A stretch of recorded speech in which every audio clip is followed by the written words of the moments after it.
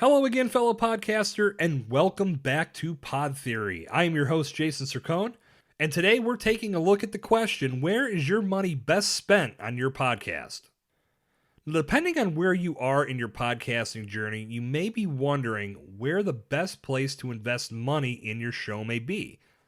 Actually, regardless of what point you're at as you listen to today's lesson, some type of investment in your podcast has been made or needs to be made as we speak. Let's start at the beginning. Say you're in the initial planning stages. You'll need to get recording equipment, right? Now, as I've mentioned on past episodes, this is a barrier that's pretty easy to overcome.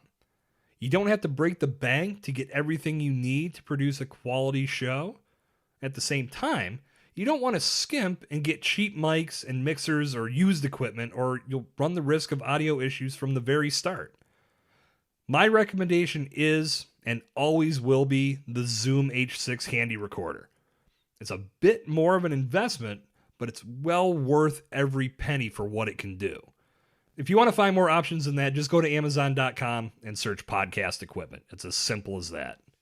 Now, in these beginning stages, you can also look at running ads that promote the launch of your show, or paying a voiceover artist to record your intro and outro, or you could hire someone to design your cover art. And of course, you're going to need to pay for your hosting services. So all of these things are going to require some type of financial investment. After your show launches, you may invest in more ads to raise awareness of your show or increase traffic to specific episodes.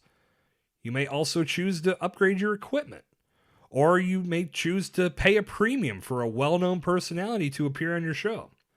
Or you might purchase ad time on another podcast or connect with a service that places you as a guest on other podcasts. As your show gets bigger, you may choose to outsource your efforts to someone who handles production or can handle various important aspects of your show. The point is this: there are a lot of places where you can invest your money for your podcast. But where is your money best spent? Now, obviously, the answer to that is pretty subjective, but I'm going to help you narrow it down right now. If you developed your initial podcast plan using my podcast primer, one of the questions you answered was, how much money can you afford to invest in your podcast? Now, there's no right or wrong answer to this question, but don't put yourself in a situation where your podcast sucks your bank account dry. You want this medium to serve as a lead-generating, brand-building content machine, but you don't want to go broke in the process, right? The best way to determine where your money can be spent is to first calculate your startup costs. For certain, this is going to include your equipment costs, your hosting fees, and then any optional items you may want, such as ads or getting a voiceover artist for your intro, hiring a professional artist for your cover, all the things I mentioned before. So other than your hosting, those are all one-time costs. So once those are taken care of, determine how much you can invest in your podcast monthly and develop your budget from there. For this example, let's figure on the conservative end. Each month, you have $100 to invest in your podcast. And let's say your hosting is $12 a month.